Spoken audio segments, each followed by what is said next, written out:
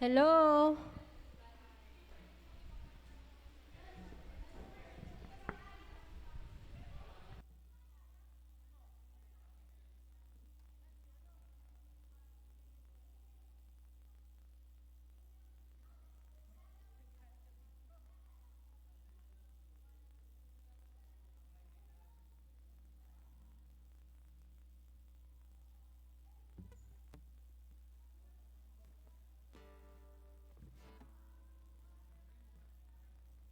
Hello.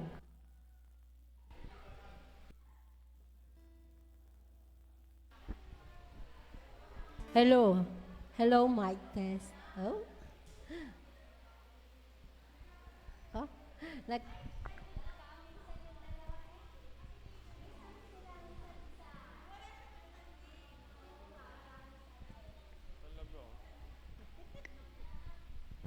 Sound check. Test mic. But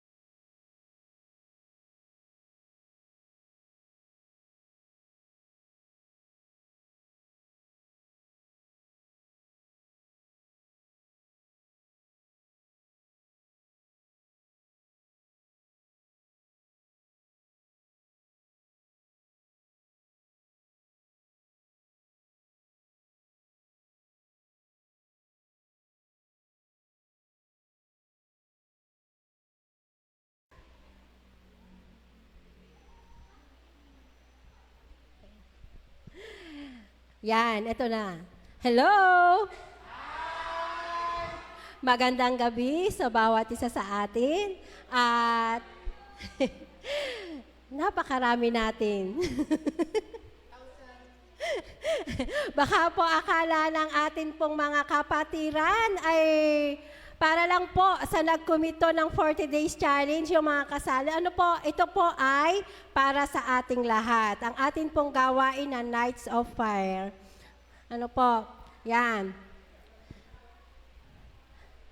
Welcome po sa ating unang gabi ng Nights of Fire. Ano ho, ito po yung gabi na dapat ay dito pa lang mag-aalab na tayo. Ano ho, aapoy na ang ating pananampalataya, ang ating paglilingkod sa ating Panginoon sa unang gabi po ng ating pong gawain. Yan. Bago po tayo magpasimula, ayan, tayo po muna ay manalangin, tayo po ay magsitayong lahat. Yan. Sige po, tayong lahat ay manalangin. Ama namin Diyos na makapangyarihan sa lahat, lubos po Panginoon ang amin pong kagalakan sa oras na ito Panginoon na muli po Panginoon sa pagkakataong ito ay narito po kami upang ikaw ay aming sambahin, aming papurihan at pasalamatan Panginoon sa oras na ito. Lord, maraming salamat po dahil muli ay dinala nyo kami nga dito sa iyo pong bahay-sambahan. Salamat po Panginoon sa buong araw na ito Panginoon na iningatan nyo po kami. Pinagkalooban kami ng lahat ng aming pong mga pangailangan sa taglay naming buhay, sa lakas na ipinagkaloob nyo po sa amin. Maraming salamat po Panginoon. Tunay nga po Panginoon na napakabuti nyo sa bawat isa sa amin. Ikaw ang aming Diyos na laging nandyan para kami, Panginoon, ay proteksyonan. Para kami, Panginoon, ay iligtas. Para kami, Panginoon, ay gabayan, samahan sa lahat ng aming ginagawa. At doon po, Panginoon, sa patuloy nyo na pag-iingat, kung kami, Panginoon, ay naglalakbay. Maraming salamat po sa iyo, Panginoon, sa iyo pong patuloy na pagsama sa bawat isa sa amin. Lord, sa oras pong ito, amin pong inilalapit sa iyo ang aming mga sarili. Lord, kayo po ang nakakabatid ng aming ginawa, inisip, sinabi. Kung kami po, Panginoon, ay nasumpungan nyo na nagkaroon, Panginoon, ng nagawang kasalanan sa araw na ito, Panginoon. Lord, narito po kami at nagpapakumbaba. Nagsusumamo kami, Panginoon, at humihingi ng kapatawaran sa anuman po nagawa naming kasalanan, Panginoon, yung mga bagay na hindi kalugod-lugod sa iyo, O God. Lord, dinisin niyo po kami, Panginoon, at gawin na maging karapat-dapat na humarap sa iyo pong harapan, Panginoon. Maraming salamat po, Panginoon, sa kapatawaran. Salamat po, Panginoon, sa paglilinis niyo sa aming buong pagkatao. At ngayon nga po, Panginoon, amin pong inaangkin na kami po ay malaya na makikipag-usap sa iyo, malaya na magkakaroon na ugnayan sa iyo, Panginoon. Maraming salamat po, O Diyos. At sa oras nga pong ito, Panginoon, sa pagsisimula ng amin pong Nights of Fire, patuloy po namin na ipinagkakatiwala ito sa iyo, O God. Lord, nawa po, ang bawat isa sa amin, Panginoon, ay patuloy na mag-alab, Panginoon, sa amin pong paglilingkod, sa aming pananampalataya sa iyo, O God. Nawa po, Panginoon, ang bawat salita niyo, O Diyos, na amin pong mapapag-aralan sa bawat gabi, sa 3 gabi, Panginoon, nawa po, O Diyos, patuloy ito, O God, na maging gabay namin, maging lakas namin, O Lord. Dalangin po namin, Panginoon, na tulungan niyo po kami na patuloy na maunawaan ang nais niyo na ibigay na mensahe sa bawat isa sa amin.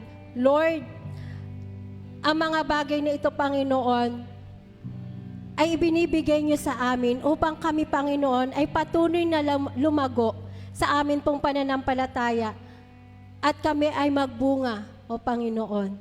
Maraming salamat po sa iyong mga salita. Salamat po, Panginoon, sa aming mga manggagawa na naandoon, O God, ang walang kapaguran, Panginoon, na pagbabahagi ng iyong mga salita sa bawat isa sa amin. Kaya po, Panginoon, lubos po namin ay pinagkakatiwala ang gabing ito, ang pagsisimula ng amin pong Nights of Fire, Panginoon. Salamat po, O Diyos, at nawa po, patuloy niyo po kami na pagpalain. Patuloy, Panginoon, na maksumpungan niyo na ang aming mga puso ay nag-aalab, Panginoon, sa pagpupuri, sa pagsamba, sa paglilingkod sa iyo po, Panginoon. Lord, patuloy na samahan niyo kami, Panginoon.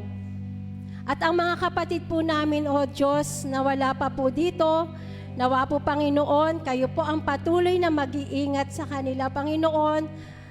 At kung nakakalimutan po nila, Panginoon, ang aming gawaang ito, Lord, kayo po ang kumatok sa kanilang mga puso at magpaalala na ang oras na ito, Panginoon, ay gawain namin para sa iyo, Lord. Maraming salamat po, Panginoon, sa lahat-lahat, Panginoon, ng bagay, O God, sa mga pagkakataon na mayroon kaming ganito na gawain, Panginoon. At nawa po, sa oras na ito, patuloy po, nagabayan niyo kami sa lahat ng aming gagawin. Ikaw po yung mapapurihan, ikaw po yung maparangalan, maitaas ng bawat isa sa amin. Maraming salamat po. Ito po yung aming samo at dalangin sa tanging pangalan lamang na aming tagapagligtas na si Jesus. Amen. Amen. Manatili po tayo nakatayo. Magpupuri tayo sa Panginoon ngayong paggabing ito. Yan, purihin po ang Panginoon dahil hindi tayo natakot sa dilim ng ulan. Kasi po sa may bandang Pakawayanan ay talaga pong madilim ang kalangitan. Yan. Pero tunay nga, kagaya po ng sa ating awitin, kanina itong bench bat. Awitin, Malayang Pilipino. O mga Pilipino. Pero tayo po ay malayang sa Panginoon. Ngayong gabing ito, yung mga kasama po namin sa online, dyan lang po kayo at tayo magpupuri sa Panginoon. Halina't bigyan po natin ng kapurihan, bigyan natin ng glory ang Panginoon sa mga panahong ito. At patuloy po nating sabihin sa Kanya at patuloy nating ipagkaloob sa Kanya ang tunay na pagpupuri at pagsamba. Amen? Amen!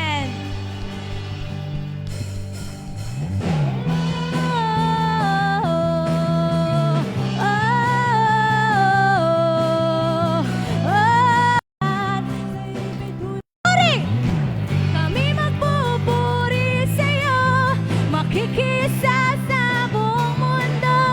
Mga malayang Pilipino, pinuspos mo na minsan pa. Kami magpupuri sa'yo, makikisa sa buong mundo. Mga malayang Pilipino, pinuspos mo ng pag-ibig mo. Ng pag-ibig mo. Halina't umawit sa Panginoon. Sambitin natin ito ng buong pusong pagpupuri. Dati alipin ng kasalanan, dati alipin ng Pilipino. Isa pa! Sabihin natin sa Panginoon. Kami magpupuri sa'yo, makikisa sa buong mundo. Kami malaya Pilipino, pinuspos mo ng pag-ibig mo.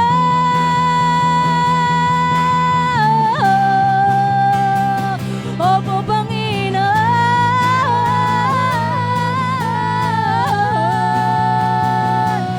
Yes, oh God.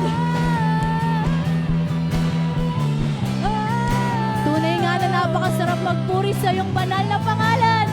Hallelujah!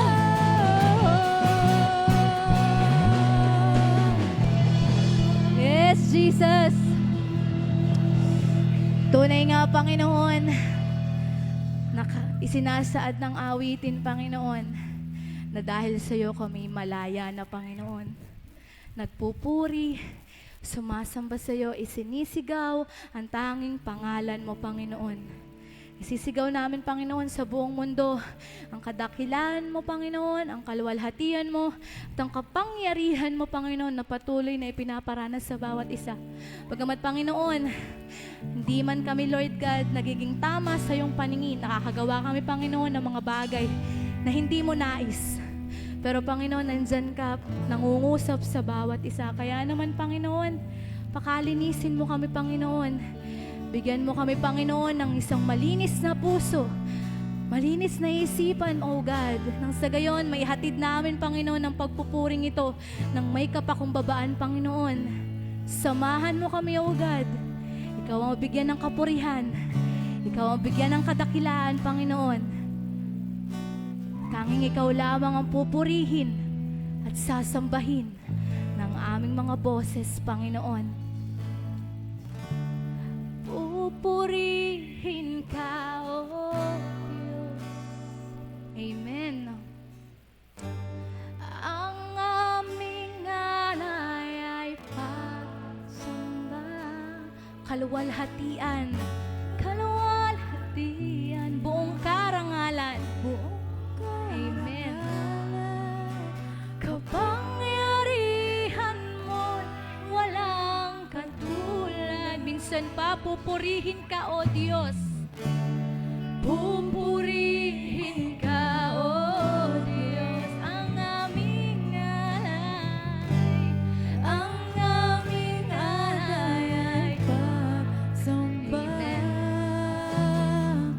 Kaluwalhatian, buong karangalan, kapangyarihan mo'y walang katulad.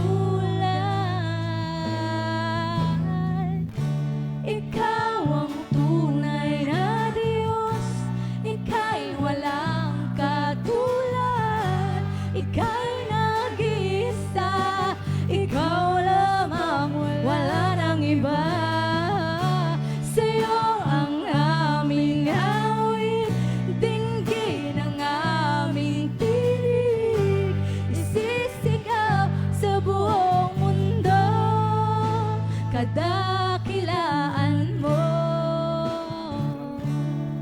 Yes, oh God. Pupurihin ka, O Diyos. Pupurihin ka, O Diyos. Ang aming alay ay pagsamba. Ang aming alay ay pagsamba. Yes, oh God.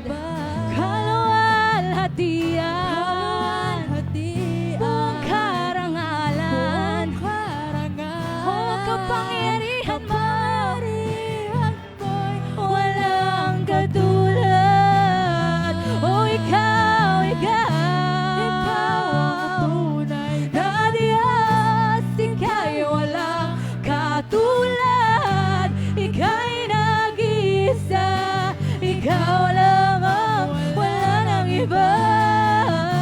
Sa'yo ang aming awit, dinggin ang aming tinig, isisigaw. Oh, ikaw ang tunay na Diyos. Ikaw ang tunay na Diyos. Oh, ikaw. Ika'y walang katulad. Oh, Panginoon. Ika'y nag-iisa. Ikaw lamang, wala nang iba. Sa'yo ang aming awit, dinggin ang aming tinig, isisigaw sa buong mundo. Sabihin mo sa Panginoon, ikaw ang tunay na Diyos. Ikaw ang tunay na Diyos. Ika'y walang katulad. Ika'y nag-iisa. Ikaw lamang, wala nang iba. Sa'yo ang aming, oh Panginoon, aming tinig, isisigaw sa buong mundo. So God, oh ikaw, ikaw ang tunay na, ikaw walang katulad. Ika'y nag-iisa. Ikaw lamang, wala nang iba. Sa'yo ang aming awit, dinggin ang aming tinig, isisigaw sa buong mundo. Isisigaw ko, Panginoon, isisigaw sa buong mundo. Halina't isigaw ang pangalan niya, isisigaw sa buong mundo. Ikaw, Jesus, ang dahilan, isisigaw sa buong mundo. Kadakilaan mo, Diyos, isisigaw sa buong mundo. Halina't isigaw, isisigaw sa buong mundo. Kapangyarihan mo, isisigaw sa buong mundo. Kaluwalhatian mo, Diyos, isisigaw sa buong mundo. Kadakilan mo, oh, kadakilaan mo.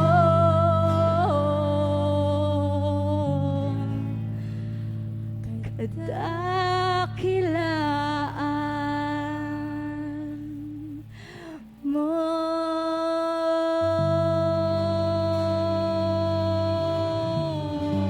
Sa'yo namin, O Diyos, ibinabalik ang pinakamataas sa papuri, ang lahat magsabi ng Amen.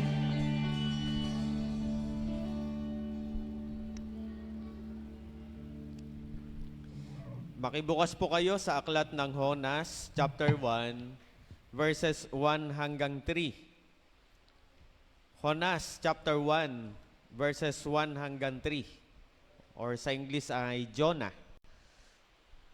Dito po sa aklat, sinasabi ng mga talataan, verse 1, ang salita ng Panginoon ay dumating kay Honas na anak ni Amitay na nagsasabi, verse 2, bumangon ka, pumaroon ka sa Ninive sa malaking lunsod na iyon at sumigaw ka laban doon sapagkat ang kanilang kasamaan ay umabot sa harapan ko.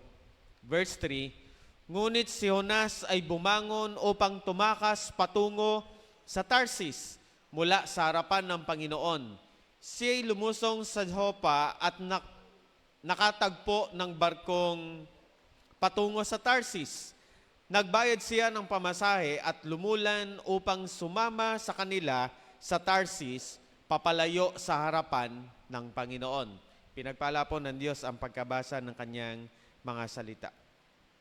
Father God, sa gabi pong ito, kagalakan po naming muli na ikaw ay mabigyan ng karangalan sa pamamagitan ng pag-aaral ng iyong mga salita. Hiniling po namin ang iyo pong pangunguna sa aming pag-aaral sa 3 gabi ng Nights of Fire, O Panginoon, na mabunsod ang bawat isa sa amin sa paghayo, O Panginoon, sa paglalapit ng kaluluwa sa iyo, O Panginoon. Hiniling po namin sa iyo, Ama, ang mga kapatiran na hindi po namin nakasama ng face-to-face, na nasa kanilang tahanan ngayon at nanunood, O Panginoon. Umaasa kami, O Diyos, na mayroon kaming focus sa mga gagawin po namin sa gabing ito, O Panginoon. At nawa po, Panginoon, mabigyan namin ng karangalan ng iyo pong pangalan. Magkaroon kami ng iba yung karunungan upang makaunawa ng iyong mga salita. At ikaw lamang, O Diyos, ang siyang matanyag. Dalangin namin ang lahat ng ito sa pangalan ng Panginoong Hesus. Amen. Amen. Pwede na pong makaupo ang kapulungan. Salamat po sa mga kapatiran na atin hong kapiling sa face-to-face. Ang mga kapatiran po natin sa prensa at sa kilitisan ay naka-join po sila. At nawa po mga kapatid, seryosong bagay ang mga pag-aaral na atin pong gagawin. Maging seryoso po tayo sa atin pong pakikinig sa mga oras pong ito. August 27, ito po ang big event na atin pong pinakahihintay ng mga churches po natin, hindi lamang sa Batangas, maging sa kalaganapan ng IRM ay nagkaroon po tayo ng ang national ng program, ang tinatawag po na Harvest Event. So August 27, ang mga na-invite po natin ay pwede po nating dalhin sa Sunday para po ipakilala natin ang ating pong Panginoong Hesukristo sa kanila. Mula po sa aklat ng Jonas, chapter 1, na sa atin nung pag-aaral, makita po natin dito na si Jonas ay inutusan ni Yahweh na magpunta ng Ninive. At ang kanyang pakay sa pagpunta sa Ninive, sa malaking lungsod na iyon, ay ipangaral ang mabuting balita, sapagkat ang kanilang kasamaan ay umabot na sa harapan ni Yahweh. Subalit sa verse 3, ang sabi doon sa verse 3, sa halip na papunta po siya ng Ninive, tumakas siya patungo sa Tarsis mula sa harapan ng Panginoon. Siya'y lumusong, sabi doon sa verse 3, siya'y lumusong sa Jopa at nakatagpo ng barkong patungo sa Tarsis. At ang Tarsis na ito, ang lugar na kung saan pinagtakasan ni Jonah, na kung saan ay inuutusan ng Panginoon para ipahayag ang mabuting balita sa kanila. Subalit, yun nga ang nangyari. Hindi sumunod si Jonah. Hindi sumunod si Jonah. Sa buhay po natin bilang mananampalataya, meron kayang mga pagkakataon na merong ipinagagawa ang Diyos sa atin, subalit mas pinili po natin yung kagustuhan natin. Mas pinili po natin yung ginugusto natin kesa doon sa ginugusto at kalooban ng ating pong Panginoon. And habang ginagawa natin yung kagustuhan po natin, may mga pangyayari sa ating pong buhay na minsan parang hindi natin maunawaan. Iyon pala ay isa na sa mga panggising ng Diyos sa atin para balikan natin kung ano yung pinagagawa ng ating Panginoon. Kung dumating sa punto ng buhay po natin na ganito ang naranasan po natin, kailangan po nating balikan yung ipinagagawa sa atin ng ating pong Panginoon. Katulad ni Jonas, maranasan nawa natin yung tema ng ating pag-aaral, Return to God. Return to God. Sa atin hong tema, ito po ang parang katanungan na dapat po natin na malaman. Kung ang iyong spiritual na apoy ay nawala o pinili mo ang isang buhay na tahasang paghihimagsik laban sa ating Panginoon, dapat mong malaman, mga kapatid. Kung ang iyong spiritual na apoy ay nawala o pinili mo ang isang buhay na tahasang paghihimagsik laban sa Panginoon, dapat mong malaman na, una, maraming paraan ang Diyos para makuha ang iyong atensyon. Maraming paraan ang Diyos para makuha ang iyong atensyon. Kung na-divert na ang atin pong atensyon, humiwalay tayo sa Diyos, hindi na po natin ginawa ang kalooban ng Diyos, kundi mas pinili po natin ang isang buhay na tahasang paghihimagsik laban sa Panginoon. Tandaan po natin, maraming paraan ang Diyos para makuha ang iyong atensyon. Sabi doon sa verse 4, ang isa sa kaparaanan ng Diyos, nagpapadala siya ng mga bagyo sa ating pong buhay. Sabi doon sa verse 4, ngunit ang Panginoon ay naghagis ng malakas na hangin sa dagat at nagkaroon ng malakas na unos sa dagat. Ano pat ang barko ay nagbantang mawasak. Kung tayo pala ay tatakas sa ipinagagawa ng atin noong Panginoon, ang paghayo, ang paglalapit ng kaluluwa sa Panginoon, ito po ay sadyang ipinagagawa sa bawat isa sa atin. Pero kung tayo po ay tatakas, kung tayo po ay hihiwalay doon sa plano ng Diyos, nagpapadala siya ng mga bagyo sa ating buhay para ma-realize natin. Sabi diyan sa verse 4, nagkaroon ng malakas na unos sa dagat, ano pat ang barko ay nagbantang mawasak. Nagpapadala siya ng mga bagyo sa iyong buhay upang ma-realize natin ang paglihis doon sa kalooban ng Panginoon. Gusto niyang makuha ang iyong atensyon sa pamamagitan ng ganong kalagayan. Minsan po para bang mas ginugusto pa po natin na bagyuhin tayo ng iba't ibang mga pagsubok sa buhay para magising tayo sa katotohanan. Dalawang bagay. Pwedeng magising nga tayo sa katotohanan or sisihin natin ang Diyos na bakit nangyayari sa atin ang bagay na ito. Nagpapadala siya ng mga bagyo sa ating pong buhay. Letter B, may pinapadala siyang tao para sa iyo. Meron siyang ginagamit, may ginagamit ang Diyos para sa iyo upang magising pa rin tayo sa katotohanan at makuha ang ating atensyon. Baba, sa pinakaloob na bahagi ng barko na doon ay nakahiga siya at nakatulog ng mahimbing. Verse 6, sa gayoy dumating ang kapitan at sinabi sa kanya, ano ang ibig mong sabihin at natutulog ka pa? Bumangon ka, tumawag ka sa iyong Diyos, baka sakaling alalahanin tayo ng Diyos upang huwag tayong mamatay. Yung pagsuway ni Jonah sa ipinag-uutos ng Diyos, makikita po natin dito, mayroon pong may epekto. Ang epekto nito, nakapandadamay pa tayo ng ibang tao. Nasalip sana si Jonah lamang ang nakararanas ng palo ng ating Panginoon, pero may mga nadadamay pa. Dahil doon sa pagsuway sa Diyos. At minsan marahil or baka nangyayari po sa atin, tayo po ang sumuway sa Diyos, pero meron pong mga nadadamay sa atin. Dahil doon sa kagagawan po natin, meron pong nadadamay. Pero tandaan po natin, maraming paraan ang Diyos para makuha ang iyong atensyon. Mabaling ang iyong atensyon.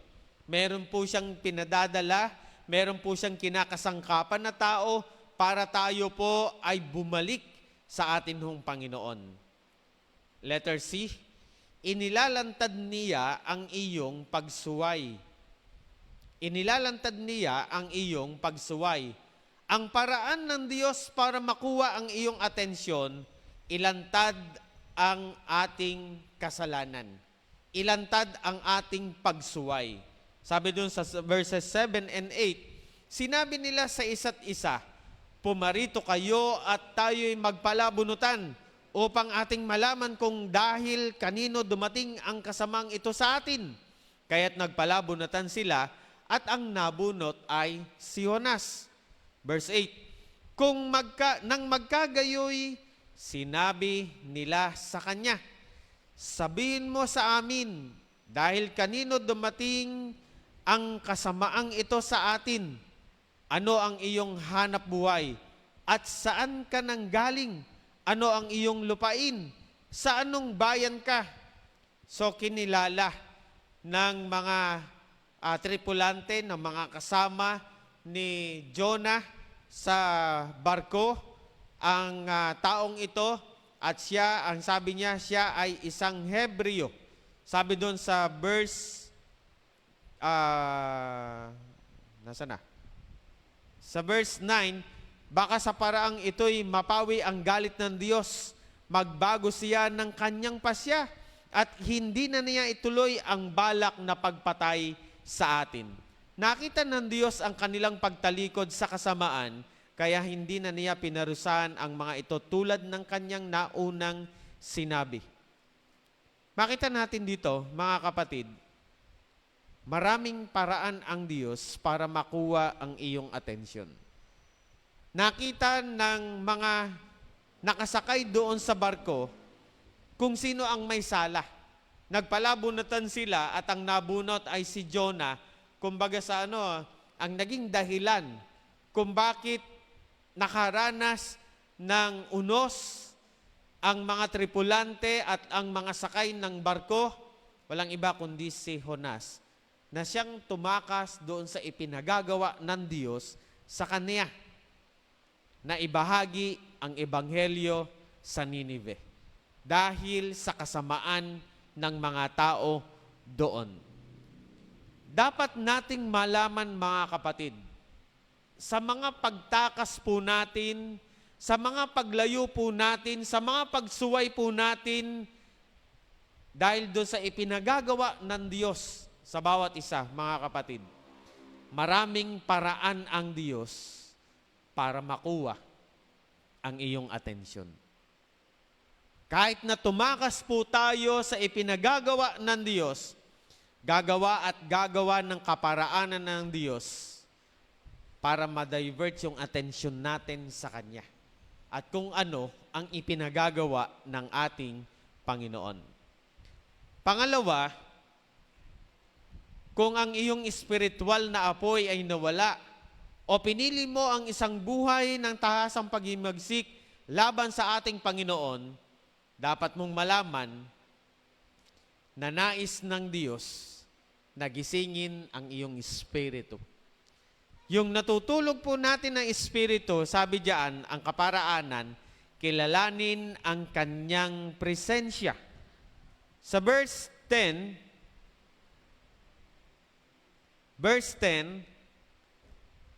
nang magkagayoy lubhang natakot ang mga tao at sinabi sa kanya, ano itong iyong ginawa? Sapagkat nalaman ng mga tao na siya'y tumakas mula sa harapan ng Panginoon sapagkat sinabi niya sa kanila.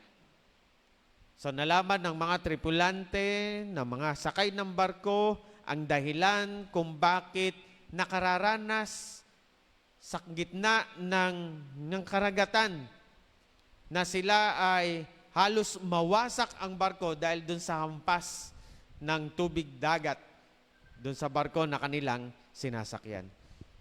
Kilalanin ang kanyang presensya.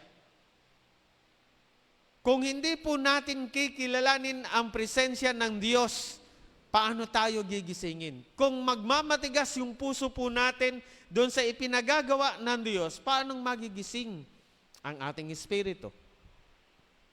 Kilalanin ang kanyang presensya. Pangalawa, or letter B, verses 9 and 10. Kanyang sinabi sa kanila, ako'y isang Hebreo, ako'y may takot sa Panginoon, sa Diyos ng langit na gumawa ng dagat at ng tuyong lupain. Verse 10, na magkagayoy lubhang natakot ang mga tao at sinabi sa kanya, ano itong iyong ginawa? Sapagkat nalaman ng mga tao na siya'y tumatakas mula sa harapan ng Panginoon sapagkat sinabi niya sa kanila. Kilalanin ang ating kasalanan. Kung gusto po natin na magising ang ating espiritu, bakit hindi natin kilalanin ang ating nagawang pagsalansang? Kung bakit hindi tayo nakasunod doon sa ipinagagawa ng ating Panginoon? Dahil ba meron tayong takot? Dahil ba meron tayong iniiwasan? Dahil ba o kung anuman ang ating mga dahilan? Nais ng Diyos na gisingin ang ating espiritu. Letter C, 2C. Magpasakop sa kanyang kalooban.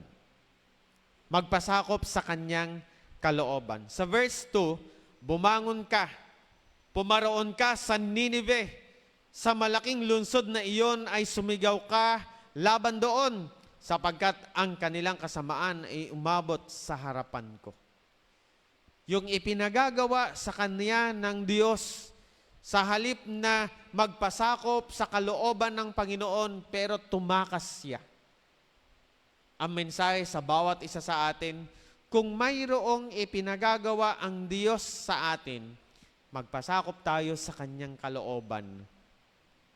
Magpasakop tayo sa kanyang kalooban. Sapagkat nais ng Diyos na gisingin ang ating espiritu. And lastly, ang Diyos ay nangangailangan ng tunay mong pagsisisi. Gusto ng Diyos na bumalik ka sa Kanya. Ngunit kailangan mong gumawa ng isang hakbang patungo sa Kanya. Ang hakbang na iyon ay tinatawag na pagsisisi. Nais po ng Diyos na tayo, ang bawat isa sa atin, ay magsisi sa lahat ng ating mga kasalanan. Ang biblikal na pagsisisi ay pagbabago ng iyong akala, isipan tungkol kay Hesukristo at paglapit sa Diyos sa pamamagitan ng pananampalataya.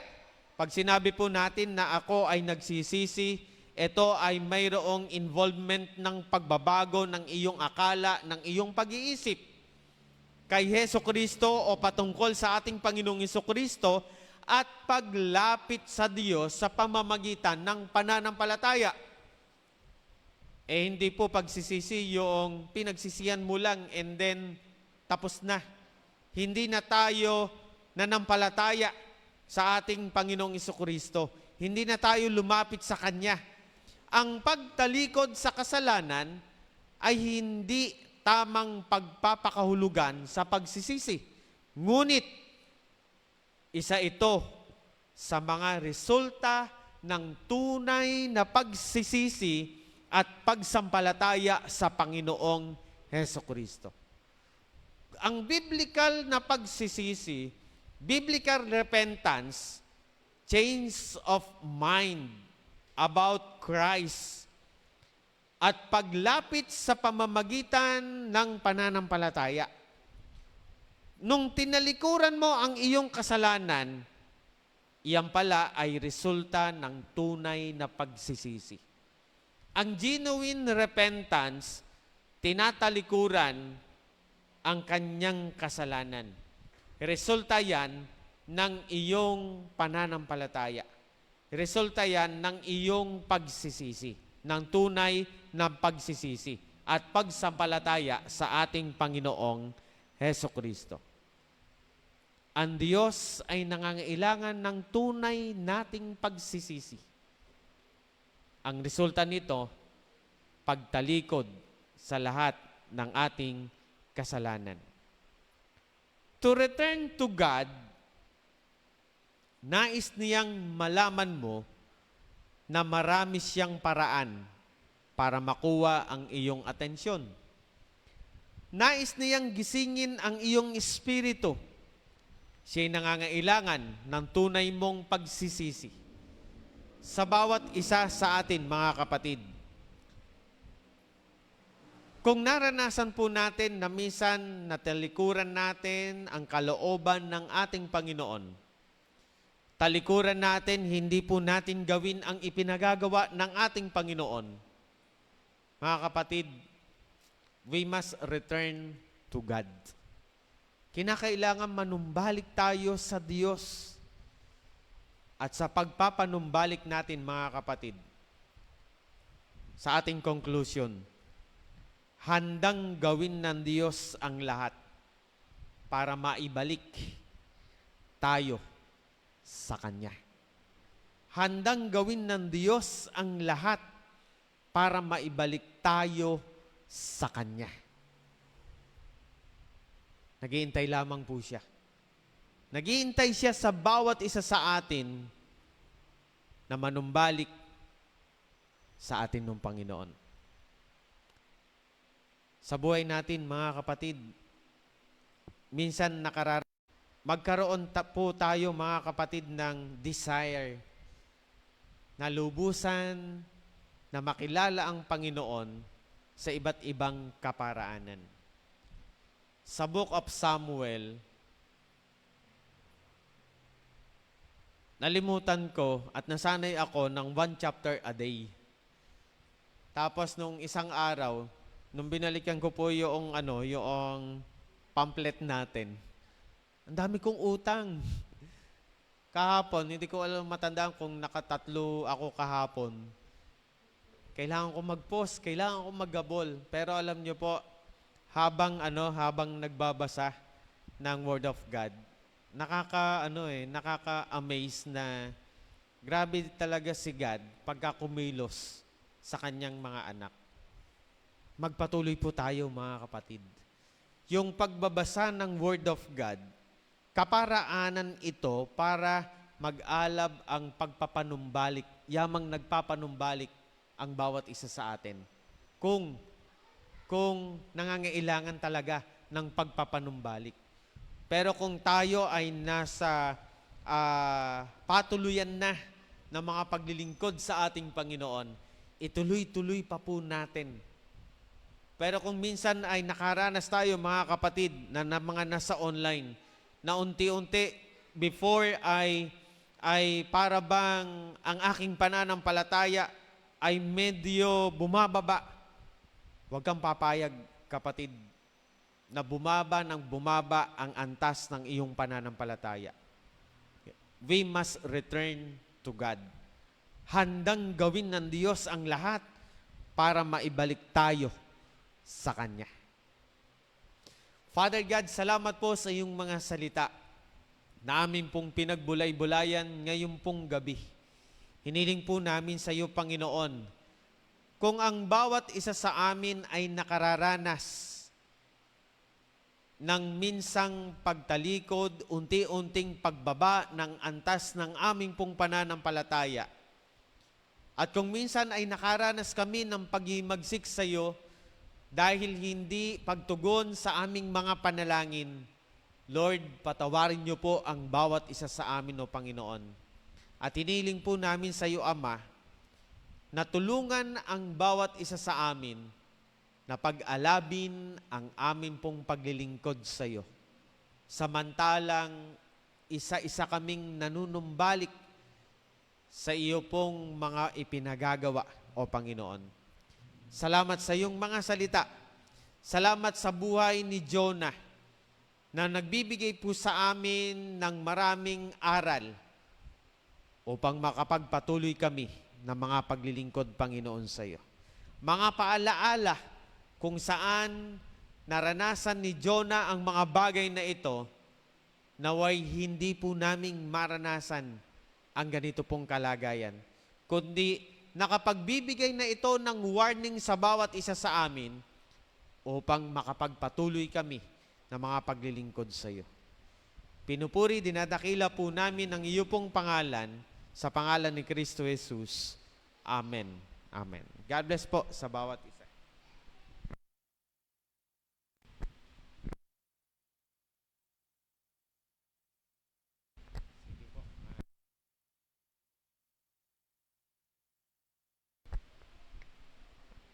Magkakaroon po tayo ng prayer time. Ipag-pray po natin ang event na ito sa August 27. Mga kapatid, ang August 27, ito yung first Sunday lamang ng mga nai-invite po natin. Pwede po yan the following Sunday kung hindi po sila available this coming August 27. The following Sundays, pwede po sila na ma-invite pa. Or, pwede naman pong every Sunday talaga, invite tayo ng invite, much better. At sana, nawa, maalagaan sila. Ang mga kapatiran po natin na nasa Prensa at ang mga kapatiran na nasa Kilitisan ay magkaroon po kayo ng panalanginan, may kinalaman sa August 27 event. Pag-pray po natin yung lahat ng mga bondage, strongholds ng kaaway ay hindi makapanaig at makakilala ang mga nai-invite po natin sa ating pong Panginoong Heso Kristo. Tayo po ay magkakaroon ng groupings para sa panalanginan. Ang mga lalaki, 2 grupo sa mga babae. Mami, tsaka si Mami Carol, kayo na po ang bahala.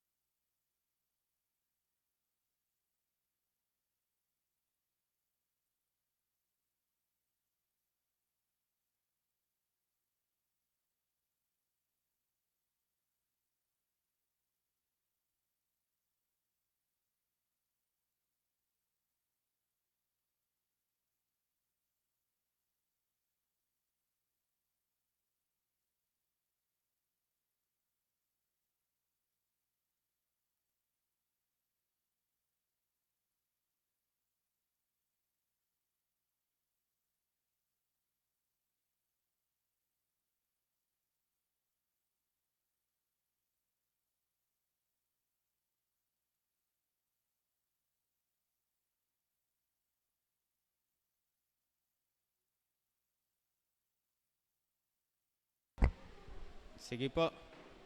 Tayo po ay tumayo at magwakas sa panalangin.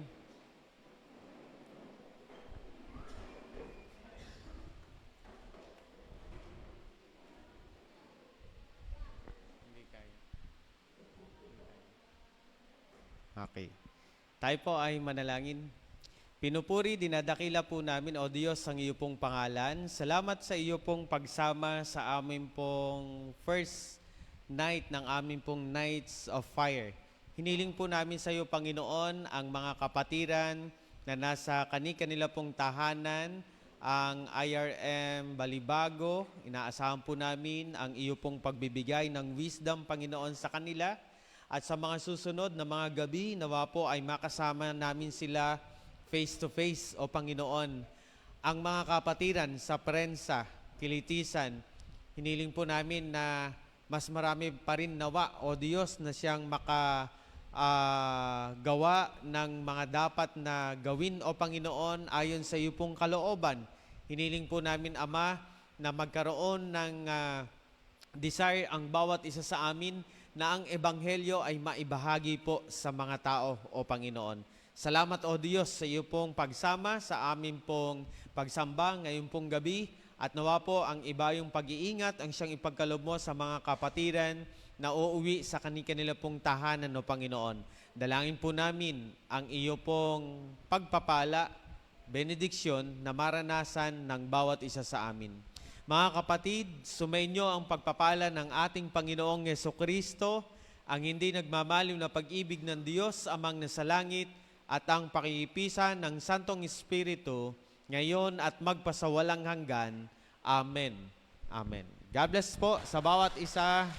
Bukas po, 6:00 uli. Picture daw po, picture.